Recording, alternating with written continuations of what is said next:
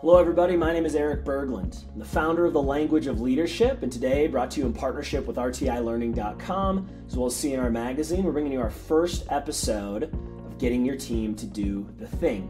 Now today we're talking about the quality of work thing. Now, if that sounds a little vague, well, that's because it is. Quality of work is a category, it's a catch-all for the types of things that your people do, but don't do correctly or well enough or up to your level of expectation. What we're here to talk about is, what do you say and how do you say it in those moments where your people don't do the quality of work the way that you would like them to? Let me give you a couple examples for this, okay? Maybe they're not protecting the job site correctly and you notice it a few days later or you get a complaint about it.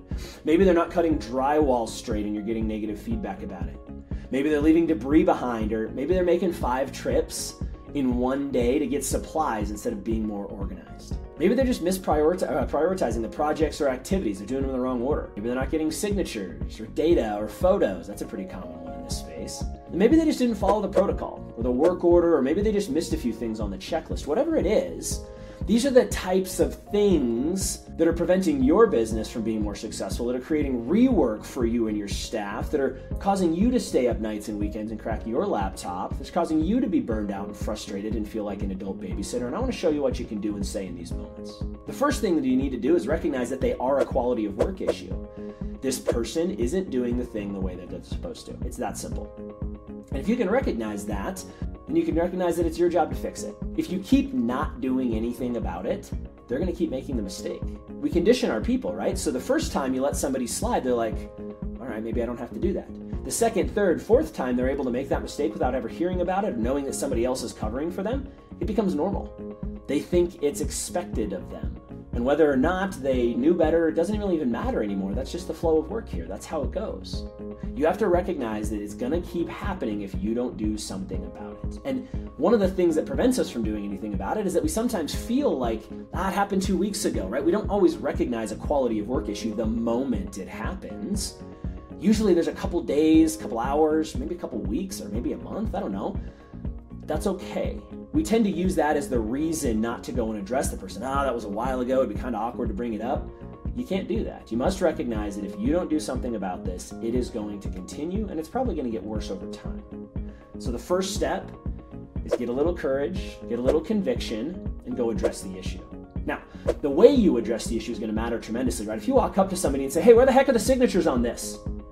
Well, when you talk to somebody that way, all that's going to happen is you're going to trigger their defensive,ness, their dodginess, their excuses, right? You know this. It's what we feel inside, but you know that all you're going to get are excuses when you address somebody like that. And what we're trying to do is make it meaningful enough that they don't repeat the dang mistake again. That's the old version of holding somebody accountable, and it doesn't work very well. It's created the results that you're already dealing with here. So the second step in getting someone to fix the quality of work issues, you got to get them into a place where they'll actually have a conversation with you. Instead of jumping up in their business right away, where the heck are the signatures on this? Something that's a little more calm is probably going to get you a lot further. Hey John, I noticed the signatures are missing on the Smith job. Do you have a couple minutes? I'd like to chat with you about it. That might sound a little canned and corny. Adapt it to your geography, your people, your culture. But look, I'm using neutral tones. I'm not harshly enunciating any consonants. I'm not raising my volume, even though I want to. I have to give this person an opportunity to have a real conversation with me. They may not take it, but I have to extend that if I expect them to be able to play in the sandbox and figure this thing out. Because what we want to do with the quality of work issue is you want to hold them accountable. And you can't do that if the other person's not listening and all they're trying to do is get themselves out of trouble. So you ask this person, hey, do you have a couple minutes? Could we chat about that? And almost everybody says yes, or maybe they need to use the bathroom, or maybe you got to talk about it tomorrow. You've already let it slide for 2 weeks. What's one more day? But you finally get a chance to have a conversation with that person. And with a quality of work issue, what you have to do is start with a little bit of grace and ask them if they're aware that they didn't do the thing they were supposed to. Hey, do you know that you missed a couple steps on the checklist here? Are you aware that the signatures were missing? Did you know that the photos weren't included or were uploaded? Now look, most of the time, your people, unless they're brand new, might be aware of this. But you're not asking it as a gotcha. No, you're asking to give them a little bit of grace. There's the potential that they say, oh shoot, man, I just forgot. I have them right here. I thought I hit upload and it apparently didn't go through. Right? Mistakes happen. They're going to use that as an excuse. We'll talk about that in a minute. But by extending that grace, you're going to lower the temperature a little bit, and you're actually going to learn something new. If they say, actually, no, I didn't realize I was doing that wrong, that's a training issue. You can fix that. Even maybe they should know. Maybe it's in the SOP. Maybe they attended that class or had that cert. But if they're saying the reason they're not doing it is they didn't know they were supposed to, well, you can go fix that issue. You can train that. You can set that expectation. We'll talk about expectation setting in another getting your people to do the thing coming up. But if they say, yeah, actually I did realize it, then you can have a really meaningful conversation. Because that means that the person lacked the commitment or skill to follow through. Performance equals skill plus commitment, okay? So if I can help this person level up their commitment or their skill, then I can get them to not have this type of mistake again in the future. That's what holding people accountable is all about. Making sure they don't repeat this type of mistake and getting them to finish the job. Those are the two things we're trying to do when we hold somebody accountable. So my first question is, hey, do you have a couple minutes? Could we chat about the Smith job? I noticed a couple signatures were missing. I'd like to chat with you about it real quick. Again, almost nobody says no to a gentle approach like that. And you say, hey, were you aware that the signatures were missing? And they're going to say, for our conversation here, yeah, I realized I was turning it in without them. Okay. My next question to you is going to be, when did you realize you weren't going to be able to get the signatures? When did you realize you were cutting the drywall crooked? When did you realize the photos weren't uploaded? See, this question matters a lot. When that person recognized it matters a ton. If it's right then and there in that moment, it might be a genuine mistake or a training issue. It's a skill issue. But if they say, as I was driving away from the job site, I realized I was missing a signature and I just figured we'd get it, later. That happens all the time, right?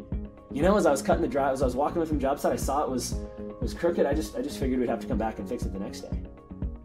Those are the types of things, if you can get your people to say out loud, you can help them fix. Now, again, we're not looking for a gotcha. You're not looking to go, oh, you knew. No. I want to then ask another good open-ended question. If they say, I realized as I was leaving the job site, I didn't have the pictures, what did you do then? Is there a reason you didn't go back to the job site at that time? Or at least let me know that we were going to have to get the photos another day. See, what I'm trying to do is promote more communication from this person. I want to develop that they're either going to tell me they're not going to finish it all the way ahead of time, or that they're going to have the commitment to turn the car around and go get those photos before they submit the paperwork. I can also ask them a skill question. Hey, what do you think really prevented you from getting those photos? And they might say, gosh, the homeowner was kind of intimidating, or I didn't know which photos I needed to take, or I didn't know how to get something in there that would have the right scale. Whatever it is, I want you to notice, if you can get your people to tell you what they're struggling with, you're going to be able to help them through that. You're going to be able to retrain them a lot easier rather than telling them what they're doing wrong. So the first step in holding somebody accountable is get them to actually have the conversation with you. And then ask, when did you realize you weren't going to be able to get it done? Have a meaningful conversation around that. And then ask, what do you think really held you back? If there's a skill issue, help them through it. Then we're going to make them solve for the future. I'm going to ask them, what do you need to do next time to make sure you do get the photos? What do you need to do next time in order to check your quality of your cuts before you move on to the next one, right? Whatever the specific situation is. And I'm going to make them think and take a little responsibility for the future version of themselves so that they can be more accountable to it in the future. And last, I'm going to make them go finish the work if I can. You can't always do this, I know, but if I can make them go get the signature, or them go take the photos, or them go redo a measurement, I'm going to do that. I'm not going to let the office staff cover for them anymore. I'm going to make them finish it. The best way to get an adult to change their behavior is to make them face the consequences of their failure.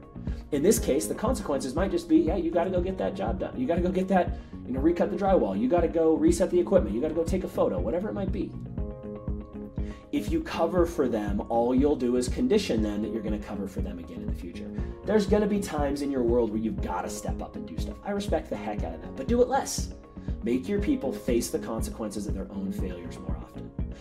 Through this process, you've been asking open-ended questions to make them say things out loud that they're going to do differently. That's the trick right here. If you get people to say out loud what they're going to do differently, they're more likely to do it. And since you heard them say it, if they don't do it, you can address that issue ongoing. Now look, the first time you do this, people are going to look at you like you got three heads. Okay, they've never heard you say this before. They've been working with you for 7 years and you've never asked them, when did you realize you weren't going to get it done? That's going to feel weird. That's okay. The second, third, fourth, fifth time you ask them that, it's going to become normal.